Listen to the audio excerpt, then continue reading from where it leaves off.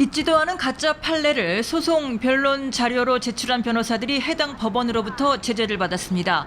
미국 뉴욕 맨해튼 연방법원은 현지 시각 22일 이른바 생성형 인공지능인 챗 GPT를 통해 수집한 가짜 판례를 법원에 제출한 슈어츠 변호사 등 2명에게 각각 $5,000의 벌금을 부과했습니다. 가짜 판례에 등장하는 판사들에게도 이 사실을 알리라고 했습니다. 맨해튼 연방법원은 판결문에서 AI를 통해 허위로 작성된 법률 자료는 자칫 법조계와 미국 사법제도에 대한 냉소주의를 조장할 수 있다고 밝혔습니다. 또 변호사들이 해당 자료를 챗 GPT를 사용해 찾았다고 처음부터 솔직하게 얘기했다면 처벌하지 않을 수도 있었다고 덧붙였습니다. 법원으로부터 제재를 받은 슈어츠 변호사 등 2명은 2019년에 아비앙카 항공 여객기에 탔던 한 승객이 기내에서 카트에 부딪혀 다쳤다며 제기한 소송의 변론을 맡았습니다. 이 과정에서 변론 자료로 제출한 관련 판례들이 대부분 가짜로 판명이 됐는데 모두 챗 GPT를 통해 수집한 것으로 드러났습니다. 슈어츠 변호사는 챗 GPT를 통해 법률 자료를 찾은 것이 처음이며 가짜일 수 있다는 생각을 하지 못했다고 진술서에서 밝혔습니다. 확실한 검증 없이는 앞으로 챗 GPT를 이용하지 않겠다고도 했습니다. 국제사회가 AI 규제 마련 논의에 속도를 내고 있는 가운데 미국도 연방정부 차원의 AI 규제안 마련에 들어갔습니다. In seizing this moment, we need to manage the risks to our society, to our economy and our national security. My administration is committed to safeguarding America's rights and safety, from protecting privacy to addressing bias and disinformation.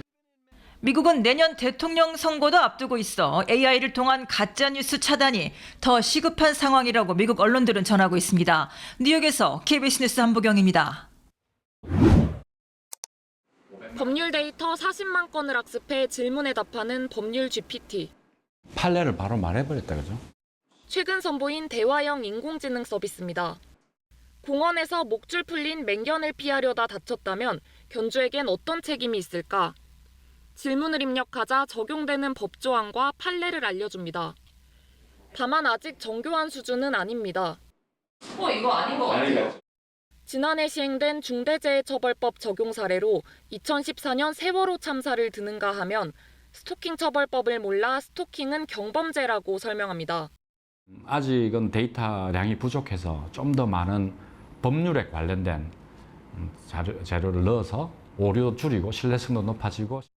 법무법인이 개발한 이 인공지능 시스템은 기업을 대상으로 중대재해처벌법 위험 요소를 분석합니다. 고객사가 입력한 정보로 AI가 위험 요소를 분석해 이렇게 빨간불이 들어오며 초고위험군이라고 알려줬습니다. 단순한 업무는 이제는 좀 더 자동화된 시스템으로 미루고 좀 더 고도화된 판단 업무에 집중할 수 있도록. 법조계에선 아직은 정보 검색 수준이지만 기술이 발전하면 업무 영역이 확대될 수 있습니다. 변호사가 아닌 경우에는 법률사무를 취급할 수가 없는데 현재 인공지능 AI 같은 경우에는 당연히 변호사 사람도 아니잖아요. 인공지능이 법률사무를 본격적으로 취급하면 변호사법 위반이란 논란은 법조계가 앞으로 고민해야 할 과제입니다. KBS 뉴스 진선민입니다. 인공지능 로봇이 서서히 인간 사회를 지배한다는 내용의 영화들 한 번쯤 보신 적 있으시죠? 그런데 이런 영화 같은 일들이 어쩌면 현실이 될지도 모른다는 우려가 나오고 있습니다. 지난달 미국에서 인공지능 AI 때문에 해고된 노동자들이 처음으로 통계에 잡힌 건데요. 앞으로 이 비율 계속 높아질 거라는 분석이 나오고 있습니다. 바짝 현상일지 대량 실업의 전초전이 될지 김혜송 해설위원과 이 문제 짚어보겠습니다. 김 의원, 이런 미국에서도 AI로 인한 실적 통계 이번이 처음이라고 하는데 숫자가 얼마나 되는 겁니까? 네, 지난달 미국 기업들의 해고 계획 인원이 8만 명인데 그중에 4천 명이니까 한 5% 정도 됩니다. 적은 숫자가 아니죠. 챌린저 그레이 앤 크리스마스라는 약칭 CGNC라는 컨설팅 회사가 낸 보고서 내용인데요. 한번 보시면서 말씀드리겠습니다.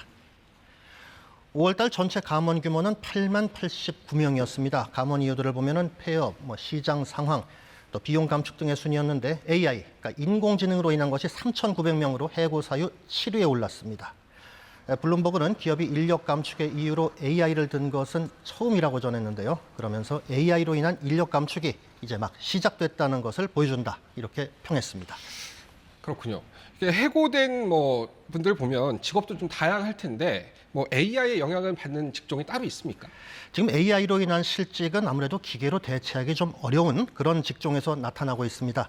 워싱턴 포스트가 지난주 관련 기획 보도를 했는데 기사는 마케팅 또 소셜 미디어 콘텐츠를 만드는 사람들이 가장 먼저 영향을 받는다 이렇게 전했습니다. 그러면서 한 광고인의 예를 들었습니다. 기사를 보시죠. 신문은 AI로 인해 실직한 에릭 페인이라는 30대 남성의 사연을 소개를 했습니다. 이 남성은 카피라이터로 일하면서 시간당 $60를 받아왔는데 거래처들이 하나둘 카피라이팅을 챗GPT를 통해서 하겠다면서 모든 계약을 해지했습니다. 그래서 더 이상 광고일을 할 수 없게 됐고 지금은 배관공 과정을 준비하고 있다. 이렇게 신문은 전했습니다. AI가 할 수 없는 일을 하겠다고 한 거죠. 그렇군요. 이게 3,900명 이 자리에 이제 AI가 대신하고 있는 건데 현장 업무에 이제 투입된 이 AI들 일은 잘하고 있습니까?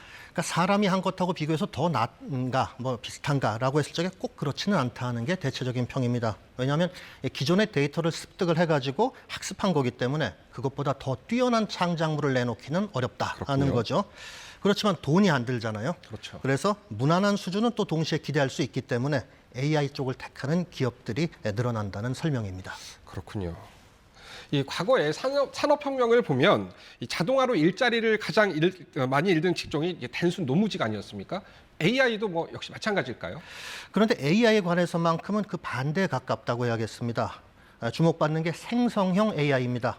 노래, 그림, 뭐 각종 문서, 또 문의 창작물 이런 기존 콘텐츠를 AI가 학습을 하고 패턴을 익혀가지고 유사한 콘텐츠를 새로 만들어내는 겁니다. 그러니까 영화, 뭐 드라마 이런 것들을 좀 생각해 볼 수 있겠는데 미국에서는 실제로 이 분야의 작가들이 AI 활용을 규제하라면서 파업까지 벌였습니다. 그렇군요. 할리우드 영화사 또 넷플릭스, 디즈니 등과 일하는 미국 작가 조합이 지난달 초에 파업에 들어갔습니다. 요구 조건 가운데는 이제 처우 개선을 요구하는 것도 있었습니다만은 AI의 개입을 차단하라 이런 요구가 들어 있었습니다. 스토리를 쓰는 거는 사람에게 맡기라는 거죠. 작가들은 AI가 쓴 초안을 가지고 집필을 할 수는 없다면서 시위를 벌였습니다. 또 영화 배우 가운데도 작가들에 대한 지지 의사를 밝힌 사람도 있었습니다. 들어보시죠. Well, I would say there are so many of us who believe that art cannot be created by a machine. You lose the heart and the soul of the story you're telling if you let AI control that. There's nothing to do in movies or theater without writers. I mean, there is the foundation of any storytelling, and they deserve the respect and the attention that they are demanding, I think.